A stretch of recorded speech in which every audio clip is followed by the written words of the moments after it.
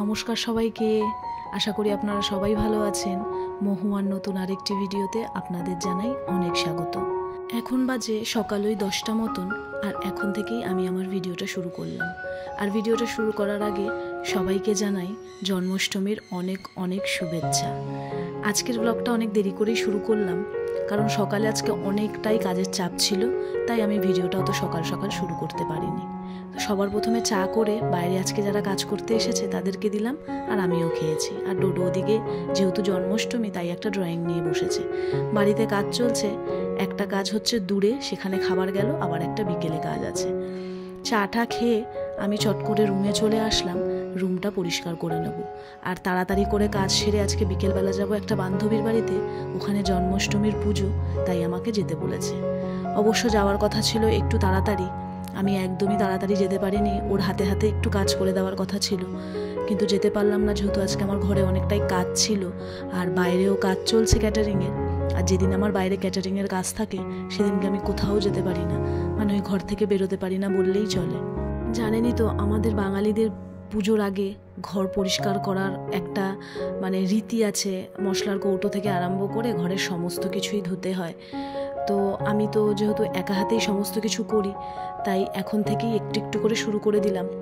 আবার যেহেতু next month থেকে ডোডোর এক্সামটাও স্টার্ট হয়ে যাবে, সেই জন্য ভাবলাম এখন থেকেই যদি একটু একটু করে স্টার্ট করি, তাহলে পুজোর আগে গিয়ে সমস্তটাই খুব ভালোভাবে সামলে নিতে পারবো। ওই হজবরল ব্যাপারটা হবে না আর কি। তো সেই জন্যই এখন থেকে একটু একটু করে শুরু করলাম। আজকে যেহেতু সোমবার, আর সোমবার করে আমরা নিরামিষ খাই, আর তার উপরে জন্মাষ্টমী, তাই ভাবলাম আজকে একটু খিচুড়ি বানাই। তাই ওই একটু মুগ ডাল দিয়ে নর্মাল একদম অল্প মশলা দিয়ে একটু খিচুড়ি বানাবো। তাই খিচুড়িটা বসিয়ে দিয়েছি। এদিকে আমি খিচুড়িতে শুধুমাত্র আলু দেবো, আর কোনো সবজি দেবো না, তাই আলুটাকে একটু ভালো করে ভেজে নিচ্ছি। গোবিন্দভোগ চাল দিয়ে খিচুড়িটা করবো ভেবেছিলাম, জানেন তো, কিন্তু প্রথমত বাইরে অতিরিক্ত বৃষ্টি হয়েই চলেছে, তারপর ওদেরও কাজের প্রেশার আছে, তাই আর বললাম না, বিরক্ত করলাম না। ওদিকে চাল ডালটা সেদ্ধ বসাতে দিয়ে আমি চট করে স্নানটা সেরে নিলাম, নইলে দেরি হয়ে যেত। আবার ওই আগেই বললাম একটু তাড়াহুড়ো আছে, করে আবার বেরাবো, সেই জন্য ভাবলাম চাল ডালটা তো সেদ্ধ হতে সময় লাগবে, ততক্ষণে আমি স্নান সেরে ঠাকুরকে পুজোটা করে নিই। আজকে তো বলতে গেলে বেশিরভাগ বাড়িতেই জন্মাষ্টমীর পুজো হয়। আমারও করার ভীষণ ইচ্ছা ছিল, জানেন তো, কিন্তু এখন তো আমার জায়গা নেই। আগে আমার বাড়িঘরটা হোক, আমি নতুন জায়গায় যাই, আমার ঠাকুরকে আমি রাখার মতন একটা ভালো জায়গা তৈরি করি, তারপর আমি করব।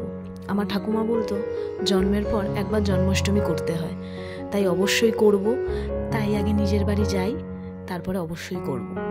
যাই হোক, খিচুড়ির সাথে খাবার জন্য কিছু একটা করতে হবে, তাই অজয় বলল একটু বড়া বানাও। তাই দেখলাম ফ্রিজে একটু কুমড়ো রয়েছে, একদম মিষ্টি কুমড়ো, তাই সেটা দিয়ে বেসন দিয়ে একটু বড়া করব। খুব ভালো লাগে জানেন তো কুমড়োর বড়া খেতে। আগে তো আমি জানতাম না, একদিন আমি ফেসবুকে একটা ভিডিওতে দেখেছিলাম। জানতাম না সব কিছু দিয়েই তো বড়া করা যায়, কিন্তু সত্যি খুব ভালো লাগে কুমড়ো দিয়ে এরকম করে বড়া খেতে। আর দেখুন বড়াগুলো এত সুন্দর ফুলেছে, খুব ভালো হয়, মিষ্টি কুমড়ো হলে বেশি ভালো হয় বড়াটা খেতে। তো এখন চটপট করে খাওয়া দাওয়াটা করে নিই, খেয়ে নিয়ে আর বসবো না, খাওয়া দাওয়া করেই চট করে রেডি হয়ে নিয়েছি, রেডি হয়ে বেরিয়েও পড়লাম। ভাবলাম পুজো জায়গায় যাচ্ছি তো, তাই একটু শাড়ি পরি, শাড়ি তো পরাই হয় না।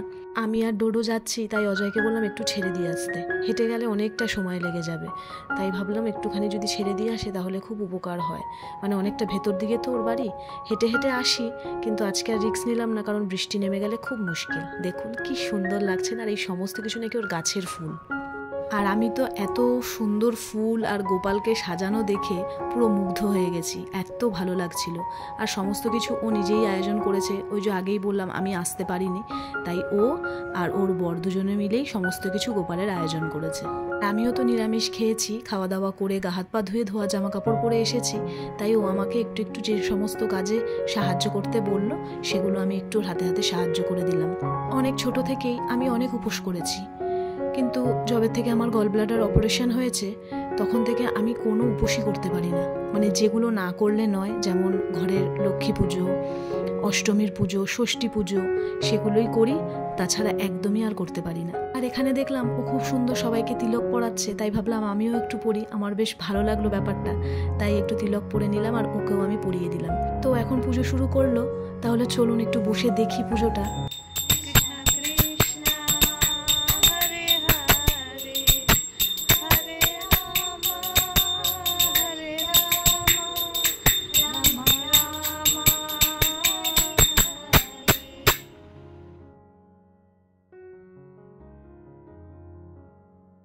উহার পত্রস্বরূপ। যিনি এই অশ্বত্থকে জানেন তিনিই বেদুরী। প্রবালা অধশ্চ মূল্যায়ন বিস্তৃত হইয়াছে সেই ভক্ত বৎসল।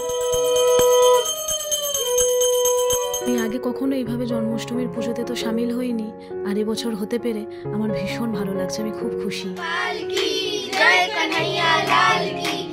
তো পুজো হয়ে যাওয়ার পর এখানে প্রসাদ খেয়ে সবাই মিলে বসে আছি। এটা হচ্ছে আমাদের ডান্স ক্লাসের সব স্টুডেন্টরা।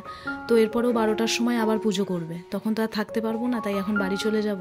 তাই আজকের ভিডিওটা এখানেই শেষ করলাম। ভালো লাগলে অবশ্যই একটা লাইক আর কমেন্ট করবেন। খুব তাড়াতাড়ি দেখা করবো নতুন আরও একটা ভিডিওর সাথে। ততক্ষণের জন্য সবাই ভালো থাকবেন।